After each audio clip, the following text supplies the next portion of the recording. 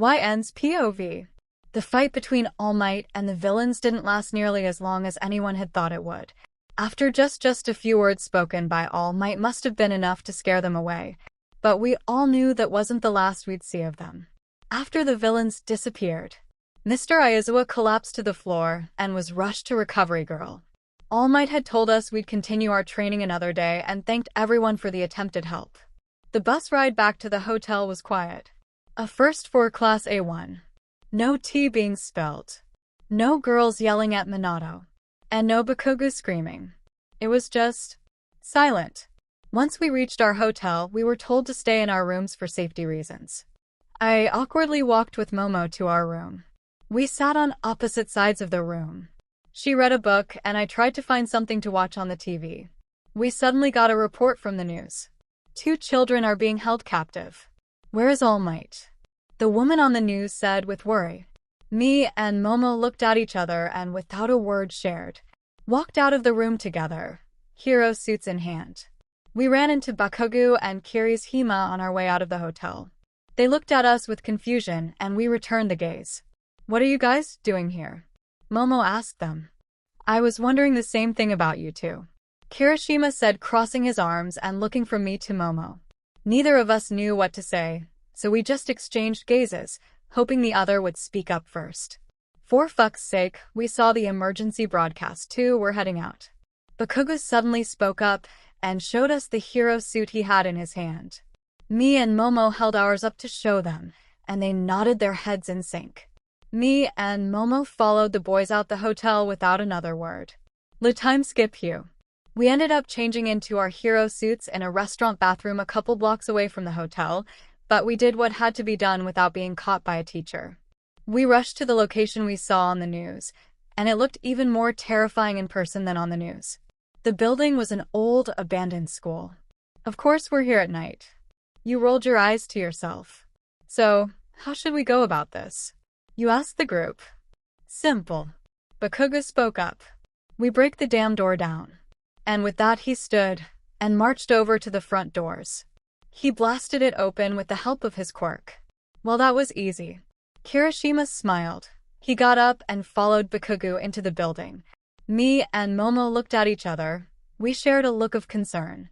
Even though we don't get along, we both knew that was too easy. But nonetheless, we both stood and cautiously followed the boys into the dark, abandoned school. Once we were inside, it was pitch dark. We couldn't see, so we had to go by touch. I knew the others were feeling around for something like I was when I heard a huge slam on what sounded like some nearby lockers. I'm alright, they said. I laughed to myself. Kiri's Hima. There's nothing funny about this situation. Bakugo said to what I'm assuming was me. I didn't respond. Instead, I gave him an evil glare, even though he didn't see it. We all continued reaching out for something. But then Bakugo spoke up a little too loud. Screw this. He yelled and blasted an explosion down the hallway, lighting it up for a split second. In that split second, I saw a figure standing at the end of the hallway. I gasped. And then the light from the explosion faded, leaving us in the dark again. What's wrong? YN? Kiri's Hima asked me, touching my shoulder. You didn't see that? I asked him and was hopefully looking at his face. See what? Will these guys make fun of me if I tell them what I saw? Nothing. You quietly said. Still a bit scared. Alright, if you say so. He slid his hand off your shoulder and you heard him walk away. The 4 of us continued walking down the silent hallway, when my hands brushed up against what I'm guessing was a railing. Guys, I think I found the stairs. You spoke up. You felt the group's presence from behind you as you carefully and quietly walked up the stairs. Once you reached the 2nd floor, you all stood rather close together, everyone a little scared of separating. Bakugo, however, and as always, was an exception. Get the hell away from me, you damn extras, he said to us and shoved us away from him. I think we should split up and look for the kids. Me, Momo, and Kiri's Hima stayed quiet. None of us wanted to split up. I don't think that's a good idea. What if something happens to one of us? Momo said. We'll go in groups of 2. Bakugo said. He seemed pretty determined to split up. Although we were scared, We knew there was no fighting Bakugo on this, so we quietly complied. Momo ended up going with Kirishima, and I got stuck with Bakugo. We quietly walked down the endless hallway, hoping we'd run into something eventually. And after some time, we did.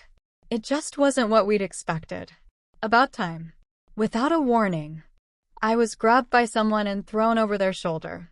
My hands suddenly were tied together, and I couldn't move my body. I could hear Bakugo yelling beside me as he struggled to get out of someone's grasp as well. I squirmed and kicked with all my might, but I was no match to whoever had me. Bakugo continued yelling, and I was suddenly dropped to the floor. I assumed whoever had me earlier was now attempting to help get Bakugo too. Let me the hell go, you son of a. Bakugo was suddenly quiet. I couldn't tell what happened because of the dark. Bakugo. No answer. Instead, I was picked back up and thrown over a shoulder again. Bakugo, are you alright? You raised your voice a little, hoping he'd respond with something. Anything. Even a snarky remark would do. You just wanted to make sure he was alright. Bakugo. You yelled. There was nothing you could do as you felt yourself stabbed in the leg with something. You immediately felt overwhelmingly tired, and rested your head on the stranger's back, unwillingly drifting off to sleep. Thanks for watching my video.